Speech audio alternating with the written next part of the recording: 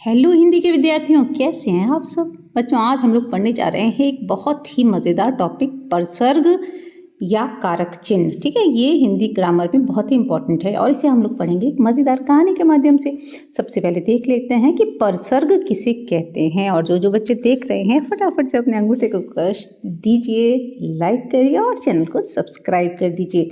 तो परसर्ग क्या होते हैं बच्चों? वाक्य में संज्ञा या सर्वनाम के कारकीय यानी कारक से संबंध को प्रकट करने वाले चिन्हों को परसर्ग कहते हैं।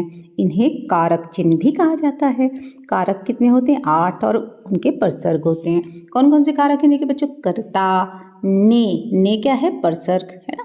कर्म को करण से, के द्वारा या के साथ, संप्रदान को या के लिए, अपादान से, संबंध का, की, के, रा, री, रे, अधिकरण में पर और संबोधन हे, अरे।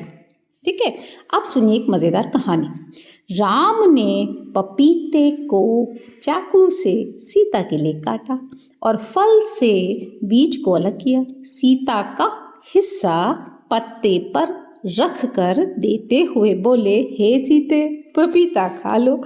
अब देखिए सारे के सारे कारक और चिन्ह इसमें आ गए। अब इस कहानी में लगाकर भी देख लेते हैं कारक। राम यानी कि कर्ता ने, पपीते यानी कर्म को, चाकू यानी करण से, सीता यानी संप्रदान के लिए काटा और फल यानी कि अपादान से बीज को अलग किया।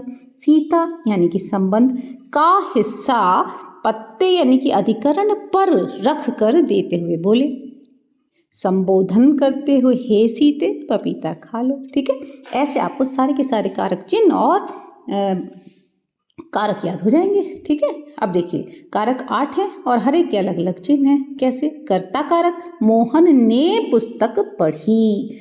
कर्म कारक, गुरु शिष्य को पढ़ाता है। करण कारक, वह गेंद से खेलता है। संप्रदान कारक, वह मेरे लिए फल लाया। अपादान कारक, पेड़ से पत्ते गिर गए। अब यहाँ एक थोड़ा सा कंफ्यूजन है बच्चों, करण कारक में भी से चिन्ह है और अपादान कारक में भी से है, लेकिन दोनों में अंतर है। करण कारक क्या होता है? जब दोनों चीज़ें आपस में मिलती हैं। गेंद से जब आप खेलते हैं तो गेंद बैट से टच करती है, मिलती है। और अपादान कारक में पेड़ से पत्ते गिर गए, भाई दूर चले जाते हैं, बिछड़ जाते हैं। ठीक है, अब संबंध कारक देखिए, गीता मोहन की बहन है। अधिकरण कारक, दीवार पर मत लिखो। संबोधन कारक, अरे तुम अभी गए नहीं। तो बच्चों क्या है परसर्ग? परसर्ग के बिना वाक्य का अर्थ पूरा नहीं होता, इसलिए बहुत ही महत्वपूर्ण है। आशा करती हूँ आपको समझ में आ गया होगा बच्चों। अगले वीडियो में आपसे फिर मिलेंगे, तब तक के लिए जय भारत।